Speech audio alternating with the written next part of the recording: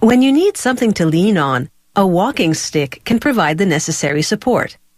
Wooden walking sticks have been coming in handy since primitive times. The first versions were likely crude branches, but they've evolved into something much finer.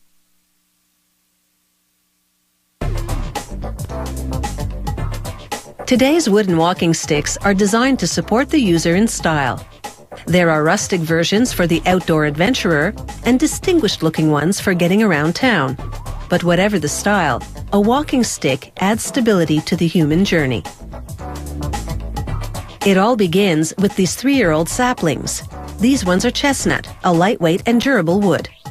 Once the sticks have been peeled and dried, it's into the washing machine to scrub off any dirt or mold that may have accumulated. And it's not your usual washing machine. This one is a long tank sized specifically for these sticks.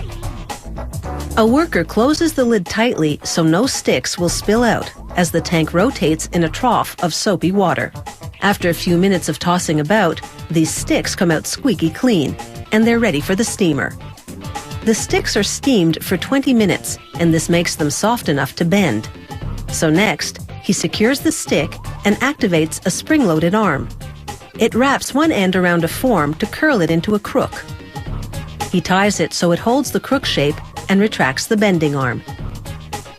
This crook will serve as the walking stick's handle. A century ago, crooks were formed entirely by hand, which took brute strength.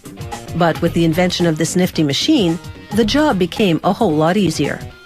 Next, it's over to a device called the straightening horse, because it's used to straighten the stick shaft. This job does take a bit of muscle, as the worker wrenches the shaft between posts to set it straight. With the shaft now quite linear and the end curled into a crook and still tied, it's time to set the shape of this walking stick. And so, it's into the drying room for a couple of days.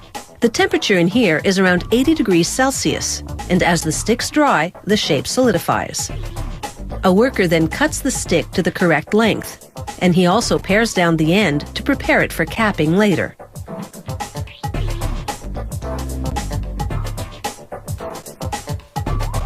He also sands down the knots in the wood, creating a smoother surface.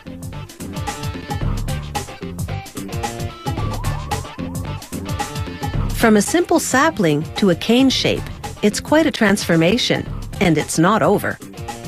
The next worker exposes the wood to a flame just long enough to blacken it. This is staining without the chemicals, and the finish is distinctive. He now turns the walking stick against a very sharp circular blade to carve spirals on the crook and down the shaft. It's a candy cane look, and achieving it is a bit tricky. This is where on-the-job experience counts. Another worker then trims the end of the handle crook. The cut-offs won't go to waste. They'll help fire the factory furnace. Next, a worker inserts the crook in a machine that works like a pencil sharpener, except the blade inside rounds the end. This process is called nosing the stick. The stick that started out as a peeled sapling now looks dramatically different. A dip in water-based lacquer gives this walking stick a high gloss. They hang it to drip dry for an hour, after which the walking stick is ready for the end cap, or ferrule. Ferrules come in a variety of styles. There are blunt ones for a good grip on indoor surfaces, and there are pointed ferrules for navigating rougher outdoor terrain. After hammering the ferrule onto the stick, he drives a nail through it to secure it. These walking sticks are now complete. All that's left is to hang around until the orders come in, and those orders are usually very specific. Customers get to choose the length of stick that's appropriate for their height, as well as the style and finish they prefer. From a simple stick to a dignified-looking cane, it's been quite a journey. The path ahead may be uncertain, but with one of these walking sticks in hand, a person is well equipped to make his or her way in the world.